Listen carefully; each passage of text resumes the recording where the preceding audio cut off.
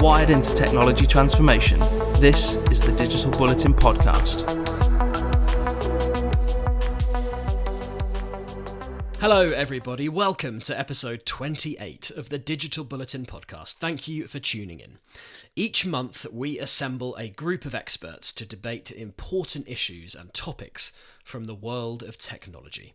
For this edition, we are tackling the gaming industry and the influence of big tech in the wake of Microsoft's agreed $68.7 billion acquisition of Call of Duty maker Activision Blizzard.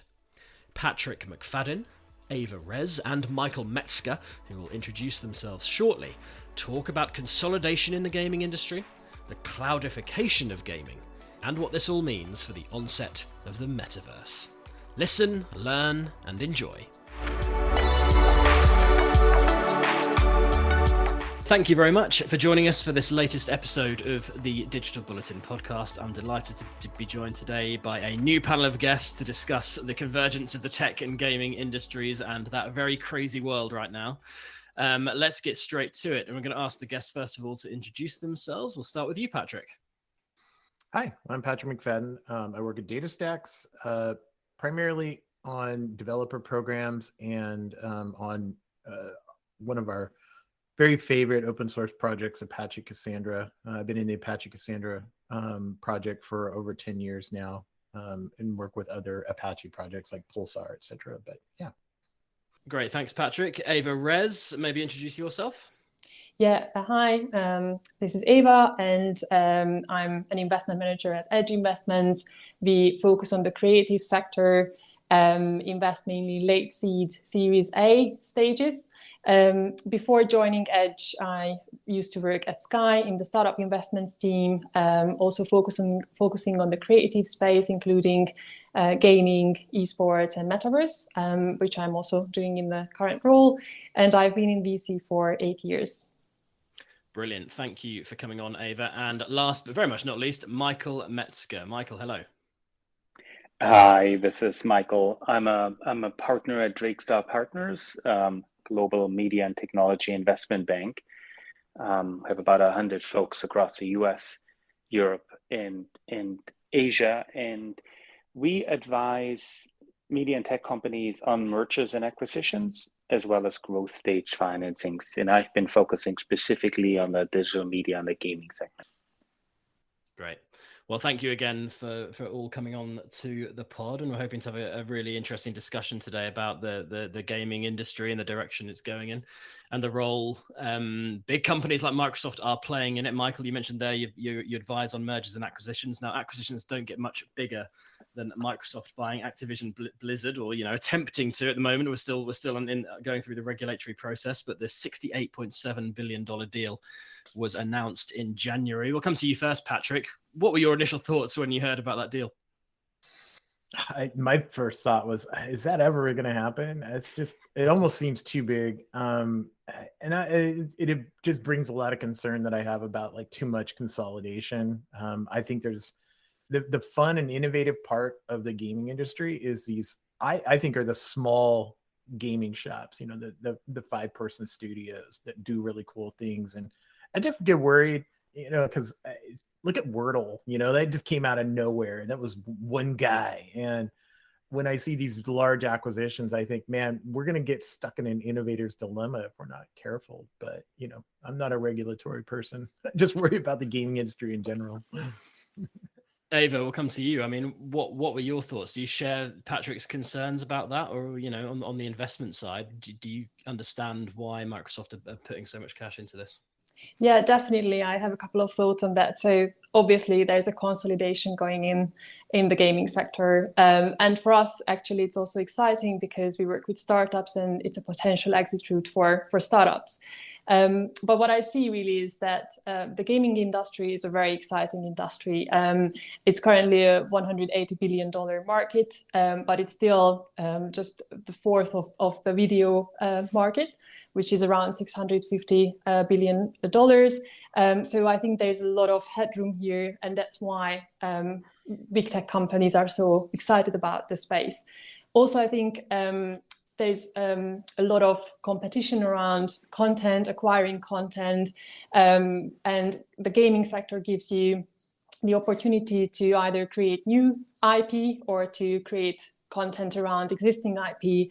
So that's where I also see that there's a lot of potential for companies to do that and kind of get a better position on the market. And I think the third point is really that with gaming, you can create very valuable franchises. So it's not just about the content that you can create. So if you think about Netflix, they are creating content with 12,000 employees.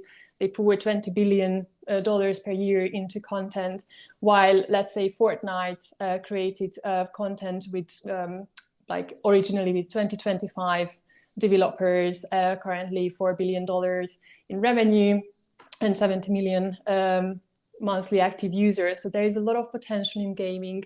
You can create a whole ecosystem around gaming. You can collect data on your players.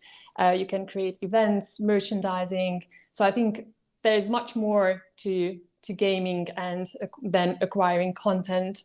And obviously, we live the era of subscriptions with Apple having subscriptions for movies, games, fitness, and music, and other players do the same. So I see that there are a lot of very attractive points in the gaming sector, and that's why probably this is happening now. Michael, coming to you, do you share those thoughts that Eva has put forward there, or were you still kind of surprised by this eye-watering number that Microsoft is putting down for Activision Blizzard? Yeah, I do share the thoughts. The number is still, obviously massive. Mm-hmm. So for my view, also on a high level, kind of gaming is kind of the largest segment within entertainment, larger than any other. So companies spending a lot of time in it and trying to get a mind share of that totally makes sense. Second, really the consolidation. It's not that it just happened this year. This was just a big deal this year. So we kind of track what's happening in the gaming M&A space, the IPOs, the financings for private and public companies. And just to put that into perspective, in 2020, we saw a little bit more than 30 billion worth of deals. That exploded in 2021 to 85 billion in overall deals. And obviously with the Microsoft Activision deal happening in January, as well as the Take-Two Zynga deal, we already exceeded kind of the 85 what we had all of last year in January. And we're predicting that in 2022, we'll see an overall deal value of about 150 billion all in. So that's kind of a general market. And regarding Activision, it was not totally surprising. There've been rumors that there's going to, Activision to be acquired for years. I mean, Disney was a hot candidate for many years.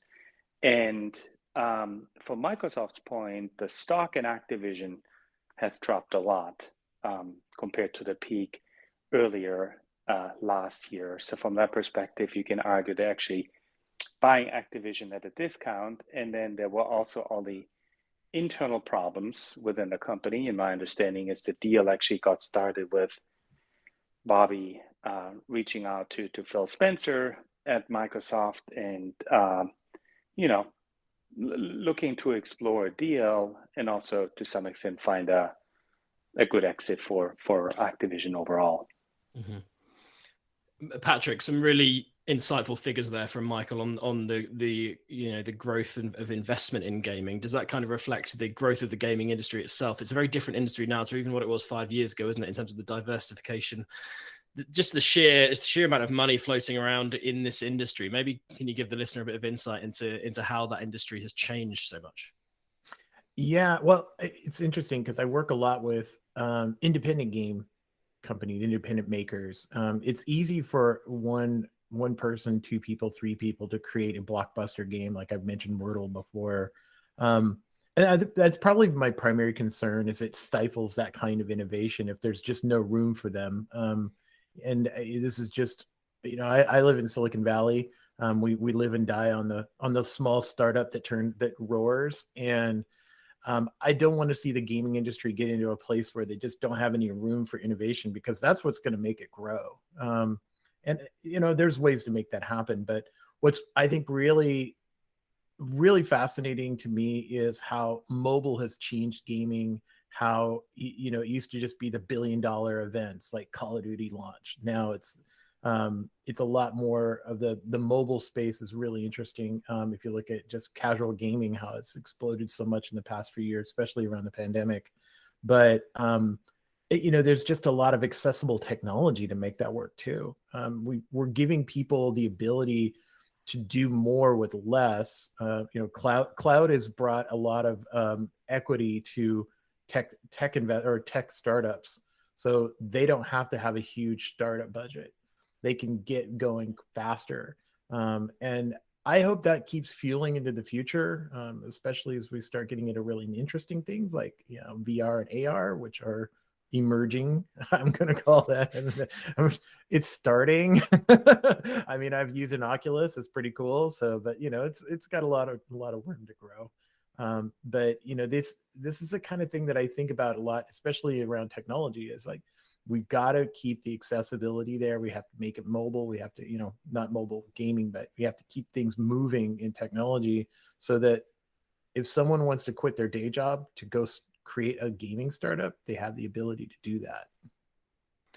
Eva, have you got any further thoughts on what Patrick said there about the industry itself? Yeah, I think it's a very interesting point. So I've been looking at cloud gaming for a while. There are obviously the big players, but I think what is a real challenge there still is the unit economics of cloud gaming. Although I do see the value of cloud gaming or more hybrid solutions there, with some edge components where this can democratize the gaming industry. So I do agree on that point. I also think that it's really important that there will be kind of a de-risking of the gaming industry, because currently 5% of the games make money. So I think the monetization is still not solved. So we moved from a pay-to-play to a free-to-play model, although a lot of people thought that was not going to work. Now it's working. And I think, and I guess we'll get to the metaverse point, but I think with the play-to-earn model, I think it's a very exciting point whether that will be viable, because that can create value for the creators, the game developers themselves. And I think the de-risking of the game industry, the monetization, how you can make these smaller studios profitable, I think that's the real challenge. And that's where I would be really keen to see some good examples and some solutions. Mm-hmm. Okay.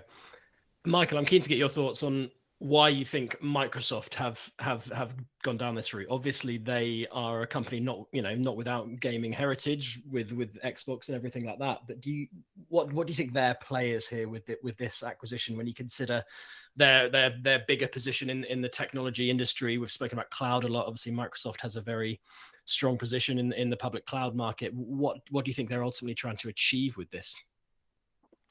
Yeah, so first of all, discussions have happened, I think, for many years, and this was a very opportunistic time for Microsoft to come in at, as I mentioned before, maybe a discount to where Activision was trading before, and capture, one of the best IPs and most profitable IPs in the gaming space. So that was probably a key driver. Another key initiative within Microsoft is kind of build up the subscription base for the Xbox Game Pass service. I think they currently have about 25 million subscribers, and with Activision's coming in with 400 million monthly active users, they thought, if that's being put, or a portion of that being put on Game Pass, that could probably help build up the subscription service significantly, and make sure it's not going on any other platforms, maybe what Sony or some other entities are doing. And medium to long term, I agree, while cloud gaming, I think, will take still several years to really be more popular. And there have been a lot of early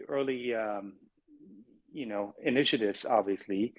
over time, I guess the importance of the hardware component, whether it's an Xbox or PlayStation, I think will get smaller and smaller. And in 10 years from now, I'm pretty sure we might not have kind of the gaming hardware anymore. And from that point of view, just building up a subscription service that could really be consumed in almost any device, I think that was one of the drivers on the Microsoft side as well. One additional quick comment on kind of the gaming industry at all and what does consolidation do. One thing to also to consider is there has been a tremendous amount of money flowing into the industry in startups, meaning private companies that are raising money. And in Q4 last year, for example, was the highest amount of startups in gaming being funded. There were over 200 financing rounds announced for raising about a little bit more than 4 billion. And all this kind of money flowing in it's kind of building a whole new ecosystem of, we call it future unicorns.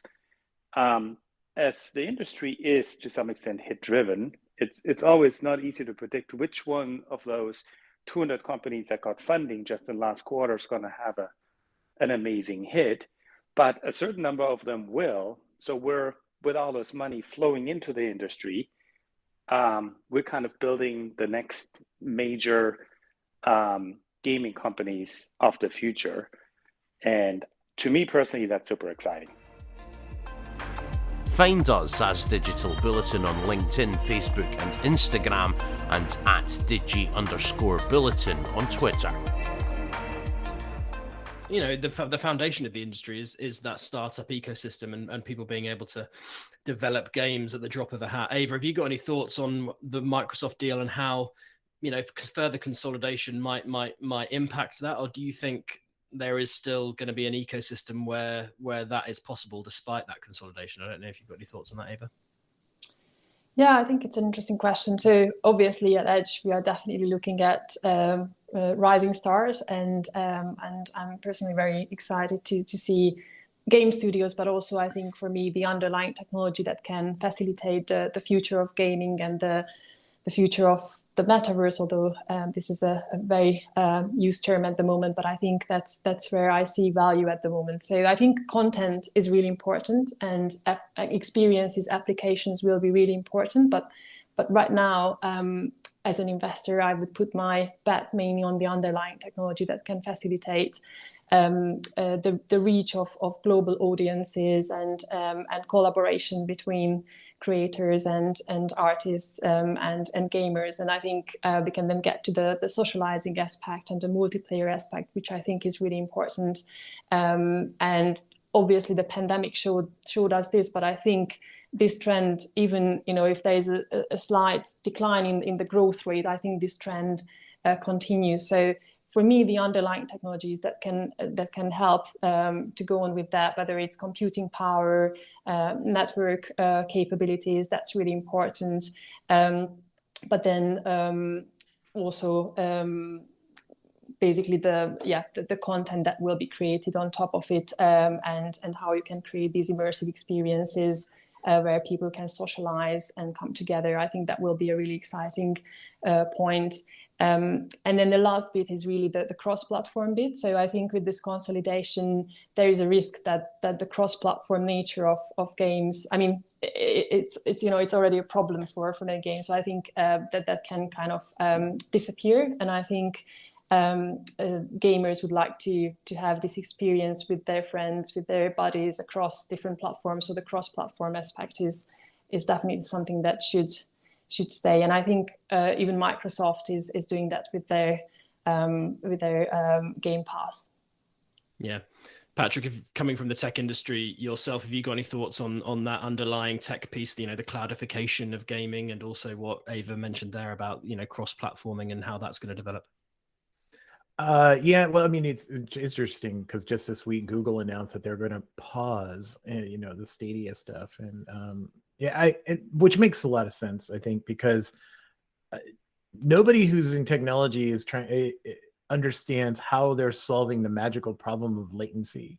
If you talk to any hardcore gamer, my 13-year-old son talks about latency like he knows what it is, and because that's the most important thing, especially with fast switch games, which are really, those are the big blockbusters, right? The Call of Duties, and if you look at what cloud gaming delivers, it's centralization of the technology. So you don't have to ship or not ship a PlayStation 5. Look at what happened in the past 2 years with the Xbox and PlayStation console shortage. It caused this ridiculous effect in the market, because now everyone, it's like the scarcity. So okay, we'll solve scarcity with abundance by just putting everything in the cloud. But we still have this underlying problem, is getting bits from that last mile. It puts a lot of latency on there. So most gamers, when they, if you think about the people who are actually spending the most amount of money on gaming, they roll their eyes when you talk about cloud gaming. They still want a local experience. So, but the consolidation is interesting, because now you're talking about consolidating an experience around, say, the Xbox. The Xbox is not just a console anymore. It's also an online presence. Origin, Steam. I mean, let's be terrified here for a minute. Who's going to acquire Steam? And it's not going to be Microsoft, I don't think, because I don't think Gabe Newell wants to go back to Microsoft. But Steam owns a lot of the market and is starting to pick up a lot of, for lack of a better word, steam around VR too. I mean, that's one of their biggest. That's their fastest growing segment in Steam is VR. So, yeah, I mean, I look at like the cloud gaming and technology centralization is still going to be mitigated by the companies that help deliver that last mile. And right now, it's to a device. Yeah, a gaming PC, a console. What impact then, Patrick, do you think that will ultimately have on the metaverse? Let's broach that topic, and you're talking about AR, VR, the introduction of those technologies into gaming and the further development of those technologies as well. If we're still, struggling to get the underlying technology in place, when do you think we're going to be embracing what our dear tech leaders have called the metaverse? Like, what's your thoughts on that? I think there's a lot of excitement and delusion, which is fun. Like, oh my God, Facebook is going to own everything. No, they're not. Gaming comes and goes.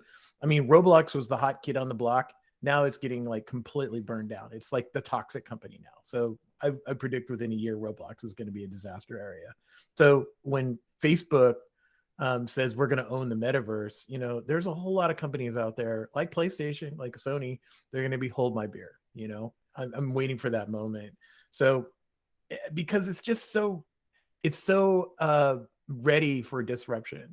The Oculus is an amazing device. It's basically a Snapdragon on your face, which is great. But there are so many, if you look at what's happening in that industry, there's so much room for innovation that just stand by. It's going to be a lot of fun for the next 5 years.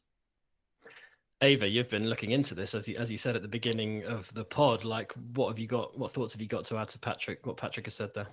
Yeah, so I think this consolidation is happening, but I do believe that the true metaverse is not going to be this, basically a bunch of franchises or separated universes. I think it should be a platform where you have the interoperability, where you can, as a user, as a player, you can kind of go between different universes, and you can take your identity, your digital assets, your avatar, whatever you have, and basically you can take these experiences and these assets with you from one universe to the other. So I think that's where it's really interesting, that why this consolidation is happening. On the other hand, I see that the metaverse is going into the other direction. Now, how these two will come together, I'm not sure. But for us at Edge, I think what is really exciting is really that the metaverse covers a lot of areas that we cover ourselves. So it's basically, to me, it's the intersection of gaming, immersive experiences, education. So I think it's not just about, obviously it's about having fun, socializing, but for instance, there are so many other opportunities there in terms of, let's say, VR trainings, education, in the virtual space, how you can then reach global audiences, how you can kind of facilitate interactions between people who would have never met otherwise. So I think this interoperability piece will be really crucial if we want to create a real metaverse. And right now, what I do think the first step is really to create the building blocks of the metaverse, and that's where we get back to the underlying technology, cloud or cloud computing, hybrid solutions, computing power, and network, and so on. Michael, do you see a similar picture from a Drakestar perspective? Yeah, so the metaverse, everybody talks about the metaverse, but probably everybody has something else in mind. When I hear the metaverse, what comes to mind to me is Ready Player One.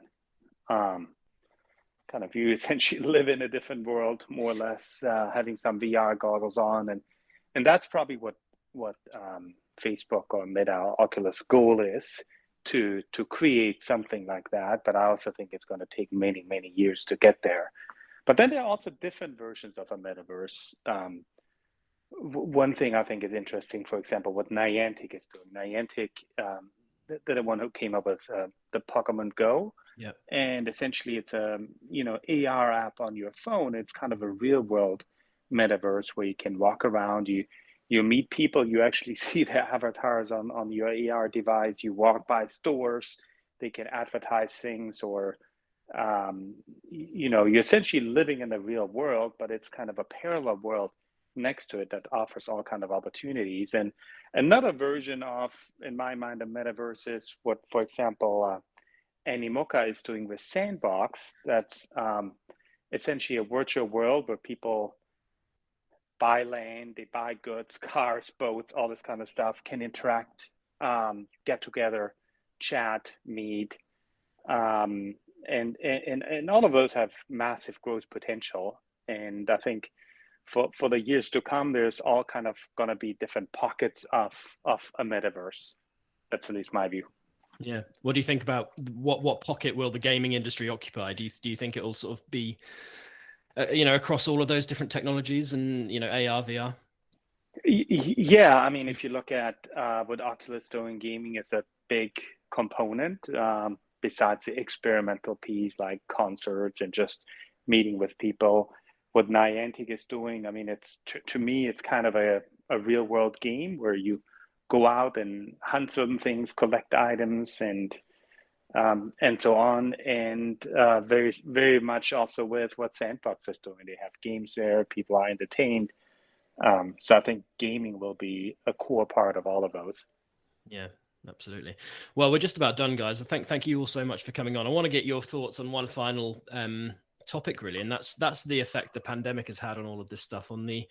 Has the pandemic, Patrick, I'll come to you. Do you think the pandemic has accelerated our journey to the metaverse? Do you think we'd be where we are today with a lot of obviously the renaming of Facebook and the very public play that they've done, and Microsoft's acquisition of Activision Blizzard, and the gaming industry developing at such a speed? Do you think we are ahead of where we would have been if the pandemic hadn't have happened?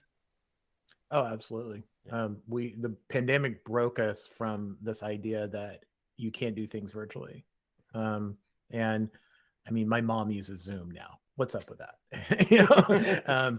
But I mean, it's perfectly reasonable to get onto a video call with somebody now like it's no big deal. And that's going to translate really, I think, really well into every bit. It normalizes things that we weren't making normal before. It used to be that video conferences were what tech companies did. Now every company does it. And metaverse, AR, VR, is just going to ride on the coattails of that. Like I said, the genie's out of the bottle. We broke everyone. It's like, oh, this is completely normal now.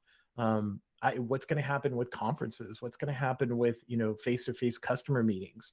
It's all changed. And now we just have to catch up with some technology to make it a little less intrusive or hard to work with, like my audio doesn't work, things like that. We've got some challenges ahead of us, but I think we'll make it work, and it'll change the whole world again. Yeah. Eva, do you agree with Patrick, or do you think that the big tech companies are kind of on this path anyway? No, I do agree. I think this pandemic accelerated this kind of growth, which is great for the creative sector. I think obviously not the pandemic, but the side effects of it.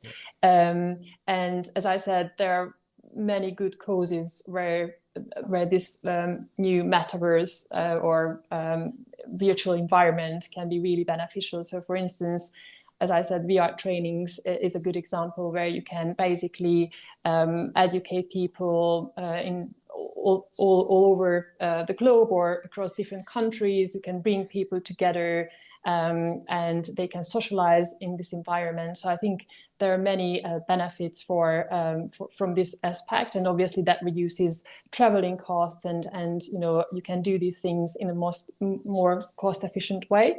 So I do see the value in that. But I do share the view of Michael that I think the metaverse will probably start with the more like digital, physical, virtual, physical kind of word or blended word, because as Niantic is a good example, I think that's my view, that this will not happen from one day to another. People still want to meet in person, and I think especially for creators, I think that kind of serendipity is really important. But then what you can do in a virtual environment that can accelerate, for instance, the creation or the collaboration or reaching your audiences in new ways. But at the same time, I think there will be still physical basically gatherings or physical aspects of it. So I think it's going to be a transition to this, but yeah, the pandemic did accelerate the trend. Yeah, definitely. I mean, the real world we have is still quite nice, isn't it? Let's be honest. Michael, any closing thoughts on the pandemic point and how that's changed things? Obviously, the figures you gave earlier about investment into the gaming industry were not at all affected by it, by the looks of it. Yeah. I mean, I agree. It definitely accelerated. It accelerated the consolidation. It also accelerated the investment getting into the business or into the gaming segment, and that's that's really the growth driver for great things to come this year and next year and so on.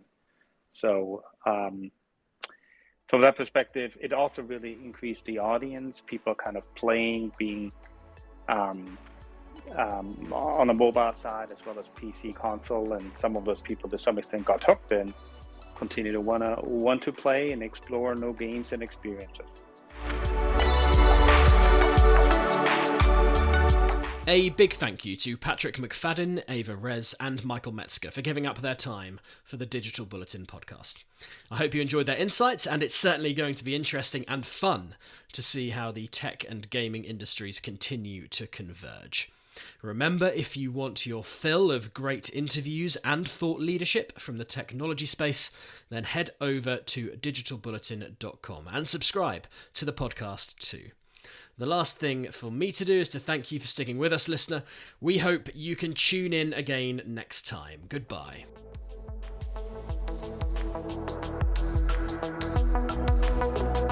That was the Digital Bulletin podcast.